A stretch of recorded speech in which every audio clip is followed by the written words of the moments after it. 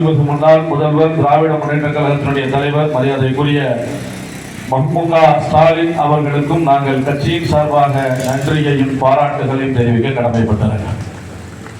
இதே போன்று கட்சியினுடைய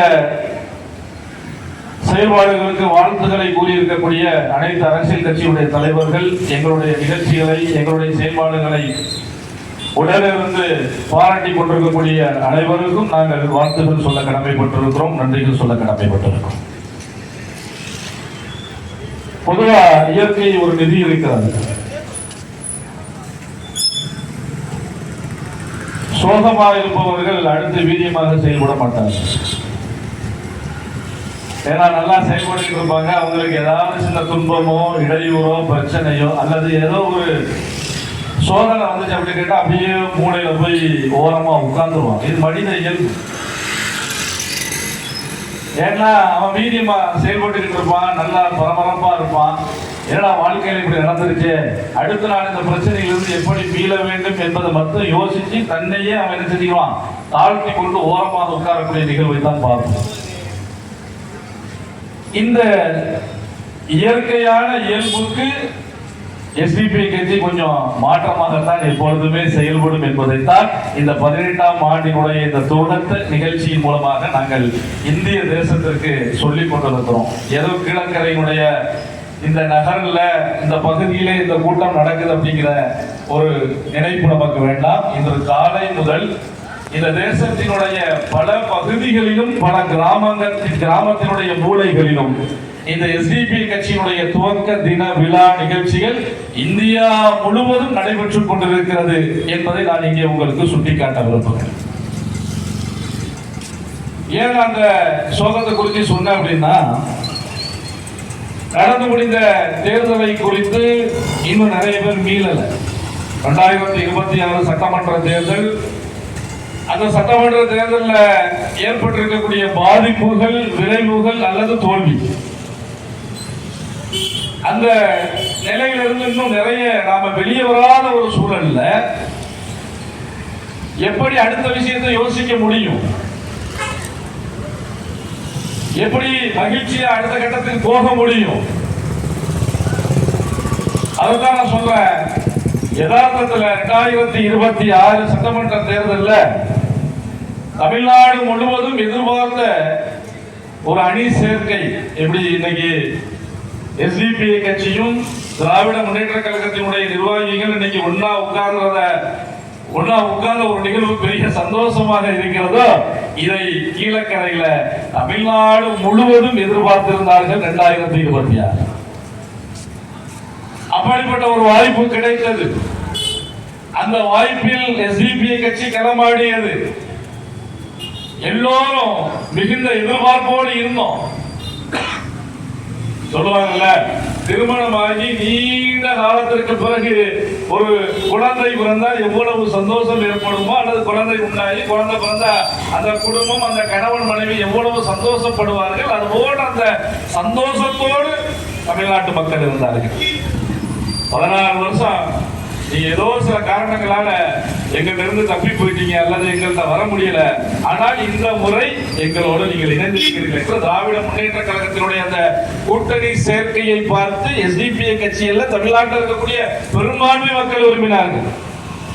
பெரும்பான்மை மக்கள் உற்சாகத்தோடு உறுதியாக நினைத்தார்கள், இந்த முறை எஸ்டிபி கட்சியின் சார்பாக இந்த கூட்டணியில் நின்று எஸ்டிபி கட்சியுடைய சட்டமன்ற உறுப்பினர் பேரவைக்கு செல்வார் என்று.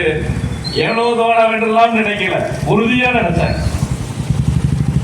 ஆணித்தரமா நினைச்சாங்க. இன்னும் சொல்ல போனால் கூட்டணியில் இருக்கக்கூடிய சில பிரதிநிதிகள் அல்லது சில கட்சிகளினுடைய பிரதிநிதிகளை கூட அவர்கள் கணிக்கவில்லை. எப்படியாவது எஸ்டிபி கட்சியினுடைய பிரதிநிதி வேட்பாளர் இந்த அவைக்கு போவார்கள், நிச்சயம் அது நடக்கும் என்று விரும்பினார்கள். ஆனா என்ன, எல்லாரும் சந்தோஷமா எதிர்பார்த்து நினைத்து அதற்காக காத்திருந்த அந்த நிகழ்வு நடக்கல. சந்தோஷமா இருந்தோம், மகிழ்ச்சியா இருந்தோம், எதிர்பார்த்து இருந்தோம். இவ்வளவு ஆண்டுகள் கழித்து இது போன்ற ஒரு வாய்ப்பு கிடைத்திருக்கிறது, நிச்சயமாக எப்படியாவது பயன்பெறும் என்று ஆர்வத்தோடு இருந்தார்கள். ஆனால் அது நடைபெறவில்லை. யாரெல்லாம் ஒரு நெருக்கடியாகவும் வெற்றி பெறுவார்களா என்ற கேள்வியோடு இருந்த நிலையை தாண்டி எஸ்டிபிஐ கட்சியினுடைய வேட்பாளராக நிறுத்தப்பட்ட எங்கள் கட்சியினுடைய தலைவர் ஒதுக்கப்பட்ட நன்னிலம் சட்டமன்ற தொகுதியில் வெற்றி பெற முடியவில்லை.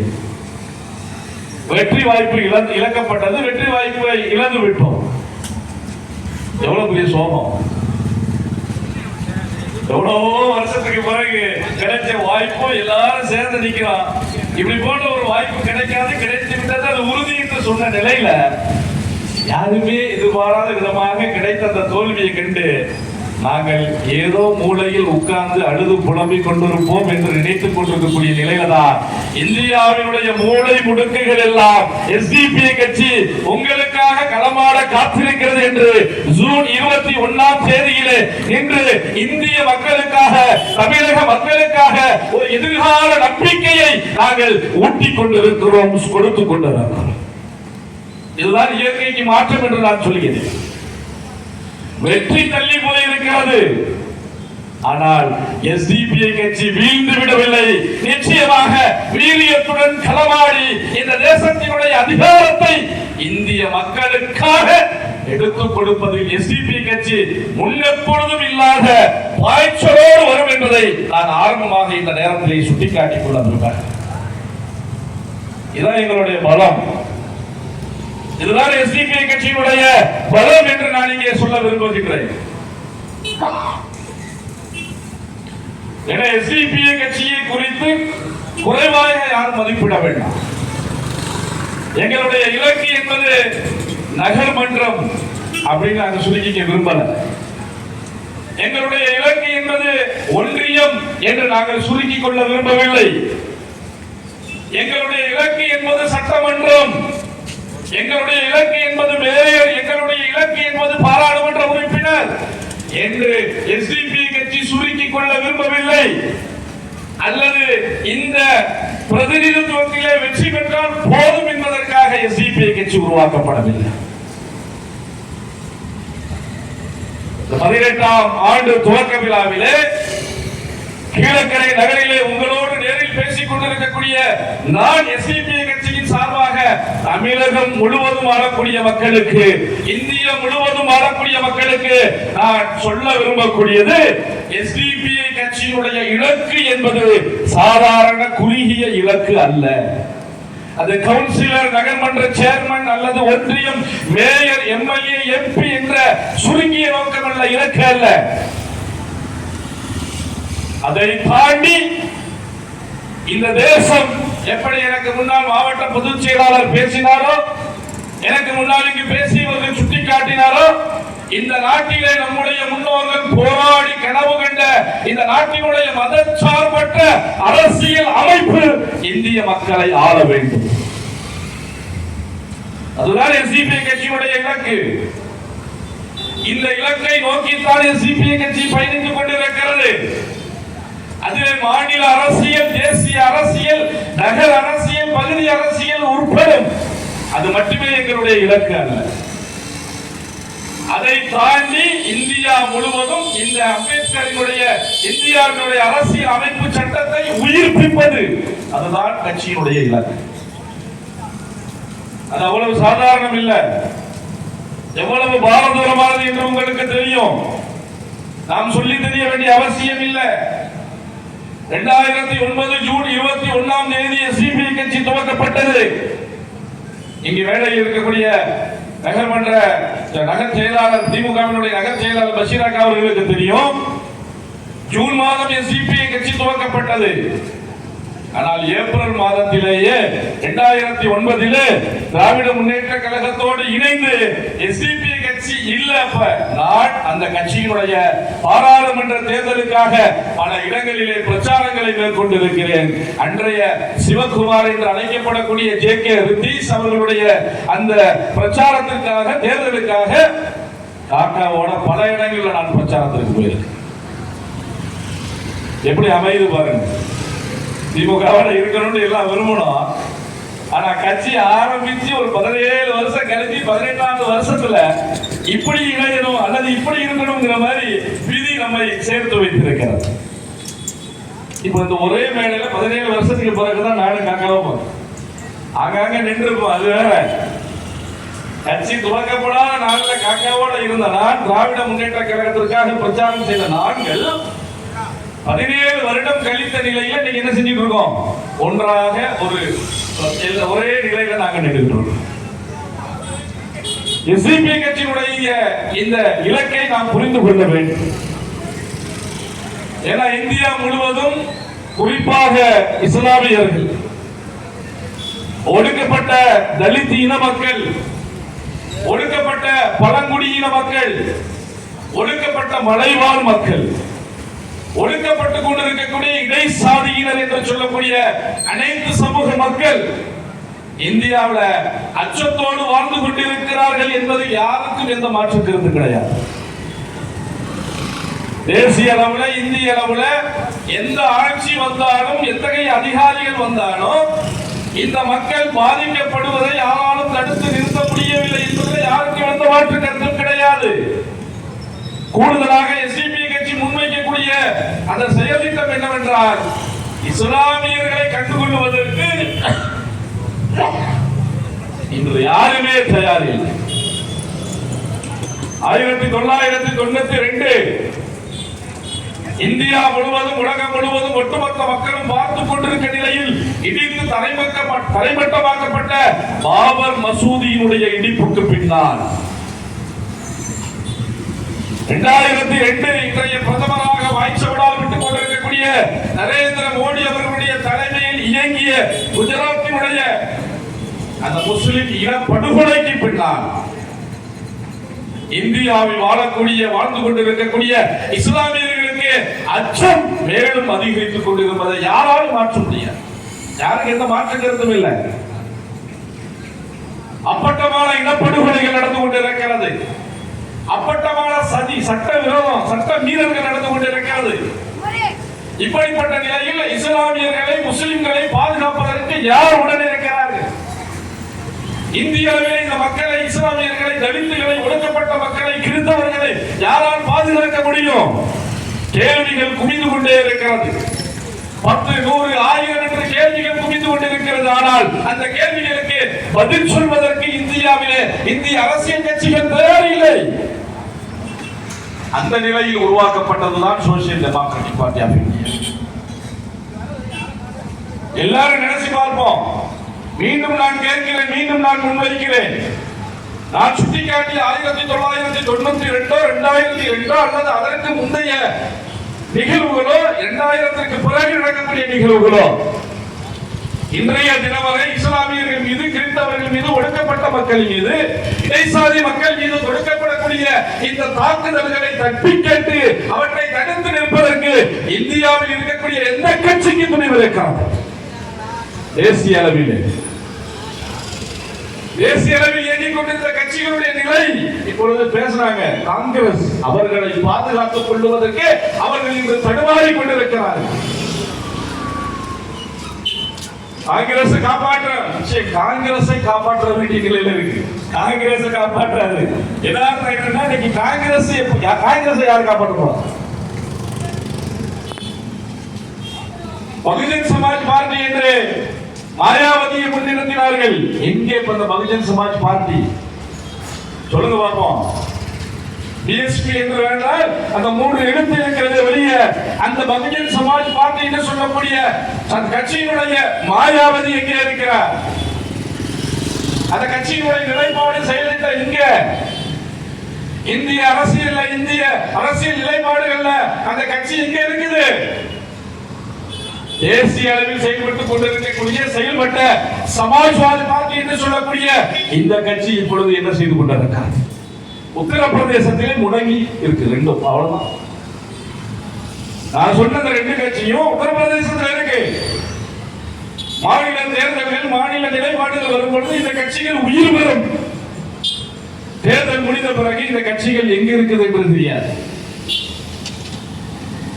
அச்சத்தில் வாழ்ந்து கொண்டிருக்கக்கூடிய அனைத்து சமூக மக்களினுடைய பிரச்சனையை தீர்ப்பதற்கு இந்திய அளவிலே களமாட வேண்டிய தேவை இருக்கக்கூடிய இந்த சூழல்ல ஒட்டுமொத்த இந்திய மக்களையும் பாதுகாப்பதற்கு இன்று யாருமே இல்லை என்பதை மீண்டும் மீண்டும் சுட்டிக்காட்டித்தான் நாங்கள் சொல்லுகிறோம். இந்த அடிப்படையில் தான் இஸ்லாமியர்களை மாத்திரமல்ல, தலித்துகளையும், ஒடுக்கப்பட்ட மக்களையும், பழங்குடியின மக்களையும், இடைசாதி மக்களையும், இந்த அரசுக்கு எதிராக, அதிகாரிகளுக்கு எதிராக, அதிகார துஷ்பிரயோகம் செய்யக்கூடியவர்களுக்கு எதிராக போராடக்கூடிய நடுநிலை அனைத்து சமூக பொதுமக்களையும் பாதுகாப்பதற்கு தேசிய அளவிலே, இந்திய அளவிலே ஒரு அரசியல் மாற்றம் இயக்கம் தேவைப்படுகிறது. அது அன்று மட்டுமல்ல, இன்றும் தேவைப்படுகிறது. அந்த தேவையை நிவர்த்தி செய்யக்கூடிய ஒற்றை வாய்ப்பு, ஒற்றை நம்பிக்கை இன்று எதிர்காலத்தில் social democratic party of India SDP மாத்திரம்தான் உண்மை என்பதை நான் ஆணித்தரமாக அடித்துச் சொல்ல விரும்புகிறேன். சும்மா நான் சாதாரணமாக சொல்ல விரும்பல. இந்தியாவினுடைய அரசியலை குறித்து நாம் பேச வேண்டும். கட்சியினுடைய துவக்க தினம் என்பதால், ஒரு அகில இந்திய கட்சி என்பதால் நான் அகில இந்திய அரசியலை பேசிவிட்டு மாநில அரசியலுக்கு வருகிறேன். எனக்கு முன்னால சொன்னாங்க, எந்த பிரதிநிதித்துவம் இல்லை, எம்எல்ஏ எம்பி எந்த பிரதிநிதித்துவம் இல்லை, ஆனால் SDP கட்சி பேசப்படுகிறது. சாதாரணமா நம்ம நிறைய செய்தி பார்த்திருப்போம். நாம இல்லாத இடத்துல நம்மை பற்றி ஒருவர் பேசுகிறார் என்றால், அல்லது நாம பேசப்படுகிறோம் என்றால், ஒன்று ரெண்டு காரணம் தான் இருக்கு. நாம இல்லாத இடத்துல நம்மளை பத்தி பேசப்படுது அப்படின்னு கேட்டா ரெண்டு காரணம் இருக்கணும். ஒண்ணு, நம்ம பிரபலியமா இருக்கணும். அவங்க என்ன பேசுவாங்க, நாம பிரபலியமா இருந்தா தான் நாம இல்லாத இடத்துல நம்மளை பத்தி பேசுவாங்க. இல்ல, நாம் ப்ராப்ளம் உடையவர்களாக, ஒண்ணு பிரபலியமா இருக்கணும், இல்ல ப்ராப்ளமா இருக்கணும். அப்ப MP நாடாளுமன்ற அவையிலே SDP பேசுகிறார்கள். கர்நாடகாவோட அமித்ஷா பேசுறாரு, ஜமீர் அவர்கள் சுட்டிக்காட்டியது போல பிரதமர் பேசுகிறார், பிஜேபியுடைய இன்னொருவர் பேசுகிறாங்க, அவர்களுடைய எல்லா அமைப்புகளும் பேசுது அப்படின்னு கேட்டா அங்க நாம இல்ல. ஆனால் SDP குறித்து பேசப்படுகிறது என்றால் ஒன்று பிரபலியம் அல்லது ப்ராப்ளம். நாம் சொல்லிக்கிறோம், SDP கட்சி MLA MP என்ற பிரதிநிதித்துவம் இல்லை என்றாலும் இந்தியாவினுடைய பெரும்பான்மை மக்களுடைய மனதில் இன்னைக்கு ஆணித்தரமாக இருக்கக்கூடிய கட்சி என்ற பிரபலியத்தினால் இந்தியா முழுவதும் SDP கட்சி என்று பேசப்படுகிறது. அதே போல இவர்கள் சாதாரணமானவர்கள் அல்ல. இவர்கள் வளர்ந்து விட்டால், இவர்கள் வளர்ந்து வந்தால், இவர்கள் நினைத்து நின்றால் நம்முடைய அரசியலை எங்கும் நாம் கொண்டு செல்ல முடியாது என்ற அச்சத்தின் காரணத்தால் நிச்சயமாக இந்தியாவிலே இருக்கக்கூடிய இதர அரசியல் கட்சிகளை விட இவர்கள் தான் நமக்கு எதிராக நிற்பார்கள், இவர்கள் தான் நமக்கு பிரச்சனை என்று சரியாக பிஜேபி SDP கட்சி கணித்த காரணத்தினால்தான் SDP கட்சி இல்லாத இடத்தில் SDP கட்சி பேசப்படுகிறது. யதார்த்தம். ஏன் இன்று நான் பிஜேபி பாஜகவை பற்றி இவ்வளவு பேசுகிறேன் என்றால், இந்தியாவினுடைய அரசியல் செத்து போய்விட்டது. இந்தியாவினுடைய அரசியலை முடக்கி விட்டார்கள்.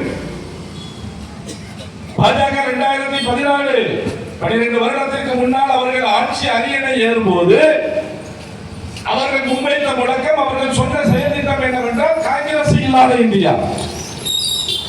ஆனால் இன்று நிலைமை எதிர்க்கட்சி இல்லாத இந்தியா. நம்ம நல்லா புரியணும். காங்கிரஸ் இல்லாத இந்தியா என்று சொன்ன பிஜேபியுடைய அரசியல் செயல் திட்டம் இன்றைக்கு எதிர்க்கட்சியே இல்லாத இந்தியாவை அவர்கள் உருவாக்கி கொண்டிருக்கிறார்கள். பாரதிய ஜனதா கட்சியை நேருக்கு நேராக நின்று கொள்கை ரீதியாக, செயல் திட்ட ரீதியாக எதிர்கொள்வதற்கு இன்னைக்கு எந்த கட்சிகளும் தயார் இல்லை. மாநில ரீதியாக நாம் ஒவ்வொரு அரசியல் கட்சியையும் எதிர்பார்த்து அந்த கட்சிகள் மூலமாக கிடைக்கக்கூடிய அரவணைப்பு நம்பிக்கையோடு இன்று காலத்தை கடத்தி கொண்டிருக்கிறோம். அதுல தமிழகத்துல எந்த மாற்று கருத்தும் இல்லை. இஸ்லாமியர்களுக்கும் ஒடுக்கப்பட்ட மக்களுக்கும் பாதுகாப்பாக இருக்கக்கூடிய எல்லா அரசியல் கட்சிகளிலும் தனித்துவம் பெற்றதாக திராவிட முன்னேற்ற கழகம் இருந்தது என்பதில் எந்த மாற்று கருத்தும் கிடையாது. தென்னிந்திய பகுதிகளில், வடமாநில பகுதிகளில், மாநில அளவில் இஸ்லாமியர்கள், ஒடுக்கப்பட்ட மக்கள் ஒவ்வொரு அரசியல் கட்சியையும் நம்பினார்கள், ஒவ்வொரு அரசியல் கட்சி தலைவர்களையும் நம்பினார்கள். யாரெல்லாம் இந்திய முழுவதும் மீண்டும் பிரதமராக அல்லது எங்களுக்காக ஒடுக்கப்பட்ட மக்களுக்காக அரியணை ஏற வேண்டும் என்று யாரையெல்லாம் இந்திய மக்கள், முஸ்லிம்கள், கிறிஸ்தவர்கள், ஒடுக்கப்பட்டவர்கள் நம்பினார்களோ, வாக்களித்தார்களோ அவர்கள் எல்லாம் இன்று பாரதிய ஜனதா கட்சியின் அங்கமாக மாறியிருக்கிறார்கள். அவர்கள் செயல்பட்ட அந்த அரசியல் கட்சி இந்த அடியோடு இல்லை என்பதை நாம் புரிந்து கொள்ளும். சந்திரபாபு நாயுடுவை முழுமையாக நம்பினார்கள் இஸ்லாமியர்கள், ஒடுக்கப்பட்ட மக்கள். சந்திரபாபு நாயுடு என்ன நிலைமை? ஒட்டுமொத்தமாக அவர் மீது நம்பிக்கை வைத்தார்கள், கட்சியின் மீது நம்பிக்கை வைத்தார்கள். சந்திரபாபு நாயுடு இல்லை, அவர் அவருடைய அரசியலை முன்னெடுத்து விட்டார். நிதிஷ்குமாரை நம்பினார்கள். நிதிஷ்குமார் தன்னுடைய சுயநல அரசியலை முன்னெடுத்து அவர் இன்று அரசியல் லாபம் அடைந்து கொண்டிருக்கிறார். மாயாவதியை எதிர்பார்த்தார்கள், முலாயம் சிங்கை எதிர்பார்த்தார்கள், நெல்லுவை எதிர்பார்த்தார்கள். இப்படி இந்தியா முழுவதும் பாதிக்கப்பட்டுக் கொண்டிருக்கக்கூடிய சிறுபான்மையினர், இஸ்லாமியர்கள், ஒடுக்கப்பட்ட மக்கள் யாரையெல்லாம் எதிர்பார்த்து பிஜேபிக்கு எதிராக இவர்களை வலிமைப்படுத்த வேண்டும் என்று நினைத்தார்களோ, நினைத்தோமோ, இன்று எல்லாம் காலாவதி ஆகிவிட்டது. கண்ணுக்கு முன்னால காலாவதி ஆயிடுச்சு. சொச்சம் ஆங்காங்க சில தென்னிந்திய மாநிலங்கள் இருக்கிறவங்க, அந்த தென்னிந்திய மாநிலங்களில் இருக்கக்கூடிய அந்த கட்சிகளையும் தலைவர்களையும் முடக்குவதற்காக இன்று பிஜேபி பயங்கரமான அதிகாரத்தை பயன்படுத்திக் கொண்டிருக்கிறார். மகாராஷ்டிரா சிதைந்து விட்டது, அஸ்ஸாம் சிதைந்து விட்டது, கேரளா சிதைந்து கொண்டிருக்கிறது, கர்நாடகா எப்படி வேண்டுமானாலும் மாறலாம். மேற்கு வங்கம், திரிணாமுல் காங்கிரஸ் என்ற கட்சியே இல்லாத நிலைக்கு உடைத்து எரித்து துரத்தி விட்டார்கள், துவைத்து விட்டார்கள். வீரவங்கை என்று பேசிய அந்த மம்தா இன்னைக்கு எங்க? மம்தா கோர்ட்டுக்கு போகுது. மம்தாவை பார்த்து அவரை வரவேற்பதற்கு ஆள் இல்லைங்க. மோடியை தீவிரமாக எதிர்த்த வீரவங்கை என்று பேசப்பட்ட மம்தா, திரிணாமுல் காங்கிரஸ் இல்ல, மகாராஷ்டிரா இல்ல, அஸ்ஸாம் இல்ல, நான் சொல்லக்கூடிய ஒவ்வொரு இல்ல, கேரளா போய்கிட்டு இருக்குது. ஆம் ஆத்மி என்று உயர்ந்து வந்தார்கள். இன்னைக்கு ஆம் ஆத்மி இருக்கிற இடம் தெரியல. அகாலி தளம் என்றார்கள், ஜனதா தளம் என்றார்கள், ஒன்று இல்லை. இவருடைய அடுத்த இலக்கு தமிழ்நாடு அவர்களுக்கு மிகப்பெரிய எதிர்ப்புகளை கொடுத்துக் கொண்டிருக்கிறது. எப்படியாவது தமிழ்நாட்டை சிதைத்து விட வேண்டும் என்று அவர்கள் மிகுந்த நெருக்கடியோடு வேலையை கொடுத்துக் கொண்டிருக்கிறார். அவங்க முன்வைக்கக்கூடிய எந்த திட்டமும் தமிழ்நாட்டில் செயல்படுவதற்கு சாதகமாக அமையவில்லை. ஏன்னா தமிழ் மண்ணுடைய அந்த மரபு, தமிழ் மண்ணுடைய அந்த வீரம், தமிழ் மண்ணுடைய அறிவு, தமிழ் மண்ணுடைய அந்த புரட்சி அது. கேரளாவில் அவர்களால் செய்ய முடிந்ததை கூட தமிழகத்தில் அவர்களால் செய்ய முடியும். புதிய பேர்ல நீங்க நிறைய உருவாக்கி கொண்டிருக்கிறார்கள். இதன் லீடர்ஸ் பிஜேபியோட முடியல, அதனால பிஜேபி அப்படிங்கிற அந்த பேரை விட்டுட்டு வி த லீடர்ஸ் வராத ஐஏஎஸ் சாரி ஐபிஎஸ். அவருக்கு ஆசை வந்து விட்டது. ஏன்னா இன்ஸ்டன்டா இன்ஸ்டாகிராம் போன்ற சமூக வலைதளங்கள் மூலமாக வளர்ச்சி பெற்ற புதிய கட்சி ஆட்சியை பிடித்து விட்டது அல்லவா, அதனால் அவருக்கும் ஆசை வந்து விட்டது. தமிழ்நாட்டில் பிஜேபி என்ற பெயரை பயன்படுத்த முடியாது, ஆனால் வேறு பெயர்களை பயன்படுத்திக் கொள்ளலாம் என்று முயற்சி செய்து கொண்டிருக்கிறார். ஒரு செய்தி மட்டும் ரொம்ப உறுதியாக நம்மளால சொல்ல முடியும். இன்னைக்கு நம்ம கூட்டணியில இருக்கிறோம் இல்ல, சேர்ந்து இருப்போம் இல்ல, ஆளும் கட்சியோ எதிர்கட்சியோ அல்லது தனித்தோ எப்படிப்பட்ட நிலையில் நம்முடைய தமிழ்நாட்டு அரசியல் கட்சிகள் இயங்கிக் கொண்டிருந்தாலும் பிஜேபி என்று நேரடியாகவோ பிஜேபியினுடைய சாயலிலோ எந்த அரசியல் கட்சியாக, அரசியல் தலைவராக, அரசியல் பிரமுகர்களாக தமிழ்நாட்டில் நுழைய நினைத்தால் நான் அழுத்தம் திருத்தமாக சொல்லுகிறேன், ஒரு கடுகளவு கூட பிஜேபிக்கு தமிழ்நாட்டில் இடம் இல்லை என்பதை தமிழ்நாட்டு மக்கள் மீண்டும் உண்மைப்படுத்துவார்கள், உறுதிப்படுத்துவார்கள். நாளைக்கே தெரியும் அந்த செய்தி. நாளைக்கே உங்களுக்கு சில விஷயங்கள் தெரிய வரலாம். தமிழ்நாட்டு மண் எப்படின்னு. நாளைக்கு என்ன இருக்கு? நாளைக்கு என்ன நிகழ்வு? ஒன்று மதுரையினுடைய திருப்பரங்குன்றத்தினுடைய நிகழ்வுகள் காத்து கொண்டு இருக்குது. அதுக்கு அரசெல்லாம் சொல்லுவாங்க, தமிழ்நாட்டு மக்கள் தான் சொல்லுவாங்க. அந்த நிலைப்பாடு அதனுடைய செயல்பாடுகள் எப்படி இருக்கும் என்பதை மீண்டும் அந்த மண்ணு நிரூபிக்கும். அரசுகள் எப்படியோ அதுக்குள்ள நான் போக விரும்பவில்லை. மண்ணு நிச்சயமாக நிரூபிக்கும் என்ற நம்பிக்கையில நான் சொல்றேன். அதனாலதான் சொல்றேன், இந்தியா முழுவதும் இருக்கக்கூடிய அனைத்து மாநிலங்களையும் சிதைத்து அரசியலை செல்லா காசா மாற்றி அதை தமிழ்நாட்டை குறிவைத்து வேட்டையாடி கொண்டிருக்கிறாங்க. இப்படிப்பட்ட நிலையில இந்தியா முழுவதும் தேசிய அளவிலே தேவைகள் இருக்கக்கூடிய நிலையில நிச்சயமாக ஒரு தேசிய அரசியல் மாற்றம் பேர் இயக்கம் தேவை என்பதைத்தான் social democratic party of India SDP கட்சி சொல்லிக் கொண்டிருக்கிறது. அந்த அடிப்படையில் தான் இந்த கட்சியை துவக்கி 17 ஆண்டுகளாக பயணித்துக் கொண்டிருக்கிறோம். நிச்சயமாக எங்களுக்கு நம்பிக்கை இருக்கிறது. நிச்சயமாக இந்த தேசத்தில் ஒரு மாற்று அரசியலுக்கான வாய்ப்பு கிடைக்கும். அது இன்னைக்கு இல்லைனாலும் நிச்சயமாக கிடைக்கும் என்ற நம்பிக்கை இருக்கிறது.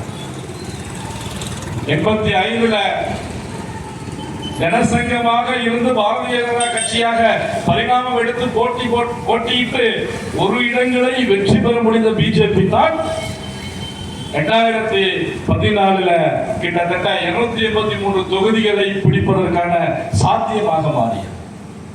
85 to 2014 எவ்வளவு வருஷம்? எத்தனை வருடம்? கிட்டத்தட்ட 30 ஆண்டுகள் கடந்துதான் அவர்கள் மெஜாரிட்டி. அதற்கு முன்னால பெரும்பான்மை அரசியல பெரும்பான்மை கூட்டணி என்று அவர்கள் ஆட்சியை பிடிக்க முடிந்தாலும் கூட தனி பெரும்பான்மையுடன் அவர்கள் ஆட்சி அமைக்க முடிந்தது 2014 283 சீட்டு, 2019 303 சீட்டு, 2026 தனி மெஜாரிட்டி இல்ல, கூட்டணி ஒடுக்கிறவர்கள் தங்களுடைய பயணத்தை அவர்கள் தொடங்கி கொண்டிருக்கிறார்.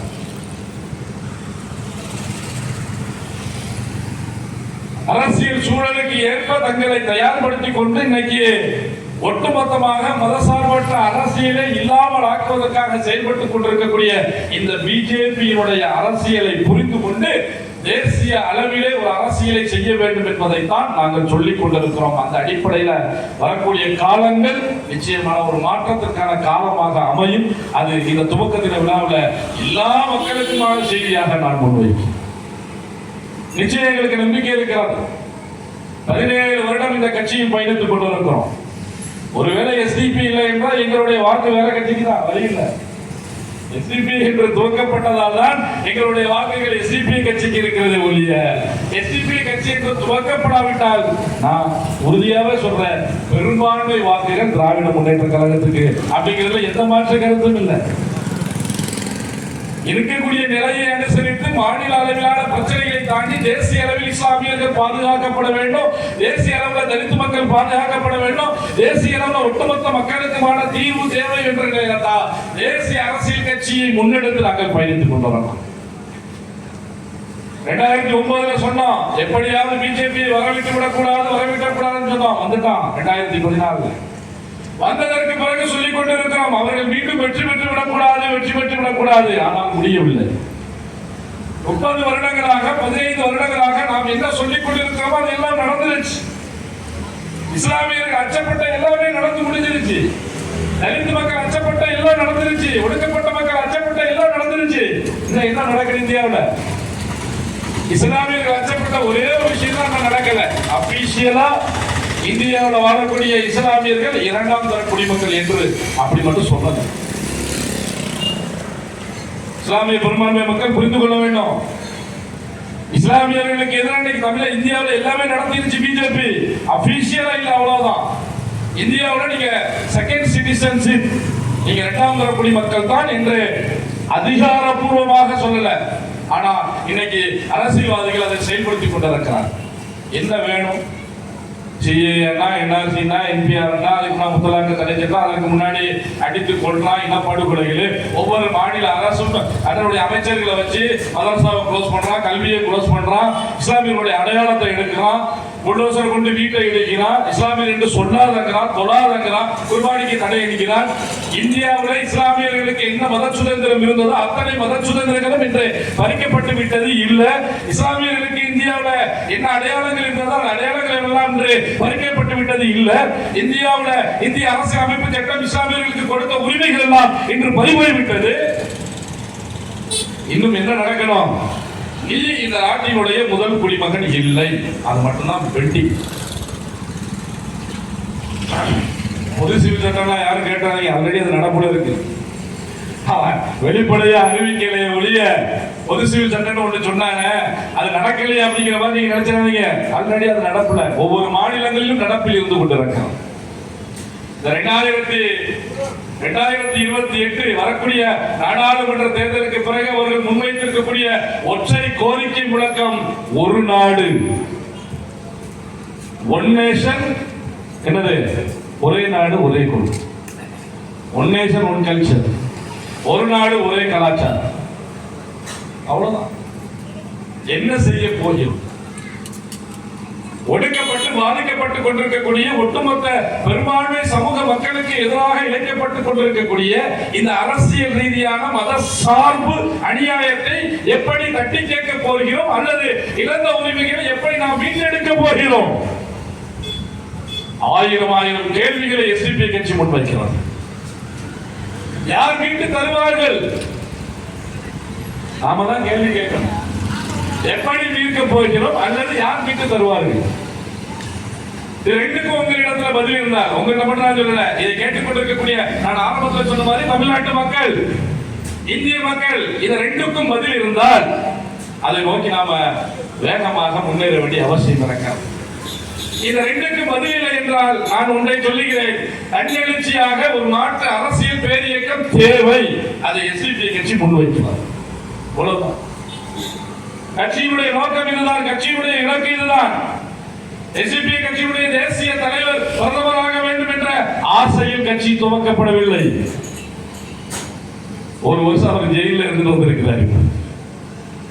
கட்சியினுடைய அகில இந்திய தலைவர் பொய் குற்றச்சாட்டுல சுமத்தப்பட்டு ஒரு வருடம் இது ஈடியுடைய அந்த கேஸ்ல உள்ள இருந்துட்டு வந்திருக்கிறாரு. பிரதமராக வேண்டும் என்று இந்த கட்சி உருவாக்கப்படல. அதே நேரத்தில் கைது செய்து வழக்குகள் பதிவு செய்து சிறையில் அடைத்து விட்டால் இவர்கள் கட்சியை மூடி வைத்து வீட்டில் உட்கார்ந்துருவாங்க. தப்பு கணக்கும் போட்டு விடாதீர்கள். அகில இந்திய தலைவர் அவர்களே சிறைச்சாலையில் இருந்தாலும் கூட கீழையில் இருக்கக்கூடிய கிளையில் இருக்கக்கூடிய அடிமட்ட தொண்டன் ஒவ்வொருவரும் 1000 பேராய் சுற்றி இந்த கட்சியினுடைய கொள்கையை ஒட்டுமொத்த மக்களுக்கும் எடுத்து சொல்வார் என்பதற்கு இந்த ஒரு வருட கால உதாரணம் எஸ்டிபி கட்சியுடைய உதாரணம். யாரும் வீட்டில் போய் உட்காரலையே, யார் கட்சி விட்டு ஓடலையே, யாரும் நான் கட்சியுடைய நிர்வாகி அப்படிங்கிற சொல்றதுல பயப்படலையே. இந்த ஒரு வருட காலமும் நெஞ்சை நிமிர்த்தி நெஞ்சுரத்தோடு கொள்கையை சொல்லி செயல்பாடுகளை சொல்லி களத்தில் நின்று எஸ்டிபி கட்சி வேலை செய்து கொண்டுதானே இருக்கிறது. அது மாத்திரமல்ல, பொய் வழக்கிலே சிறைபிடித்த எங்கள் அகில இந்திய தலைவரையும் சட்டப்பூர்வமாக எஸ்டிபி கட்சி மீட்டெடுத்திருக்கிறது. அனைத்து மக்களினுடைய உதவியோடு. நான் கேட்ட அந்த 2 கேள்வியை நீங்கள் மனதில் வையுங்கள். இதற்கு விடை தெரிய வேண்டும். இதை மீட்டு தருவது யார்? அதற்கான ஒரு தேசிய அரசியல் தேவைப்படுகிறது. அந்த அரசியலை எஸ்டிபி கட்சி முன்வைக்கிறது. மாநில அளவில் இயங்கிக் கொண்டிருக்கக்கூடிய நாம பல மாநிலங்கள்ல பாதுகாப்பா இருக்கிறோம், பிரச்சனை இல்லை. அதிலும் கூடுதல் பாதுகாப்பாக இருக்கக்கூடிய மாநிலம் தமிழகம்.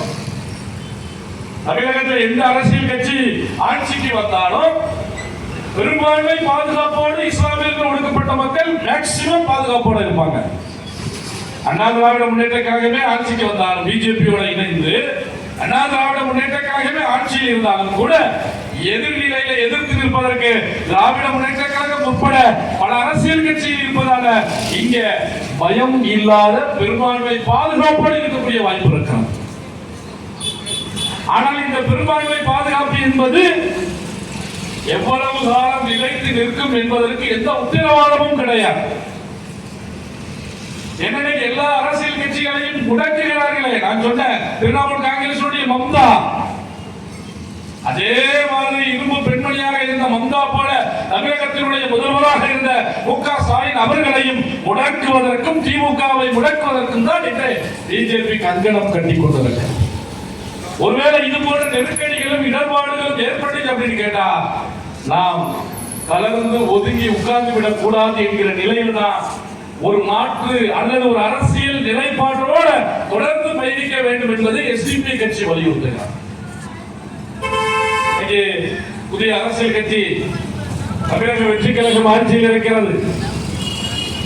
அது எந்த அளவுக்கு இஸ்லாமியர்களுக்கு, பெரும்பான்மை மக்களுக்கு, தமிழக மக்களுக்கு உத்தரவாதம் தருவார்கள் நமக்கு தெரியல. சொல்றாங்க, செயல்பட்டுக் கொண்டிருக்கிறார்கள்.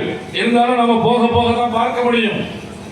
ஒருவேளை அவர்களை தவறு செய்ய நினைத்தாலும் கூட, நான் ஆரம்பத்தில் சொன்னது போல, தமிழகத்தில் இருக்கக்கூடிய பிற கட்சிகள் அதற்கு வழி தராது என்பதுதான் தமிழ்நாட்டினுடைய நியதி.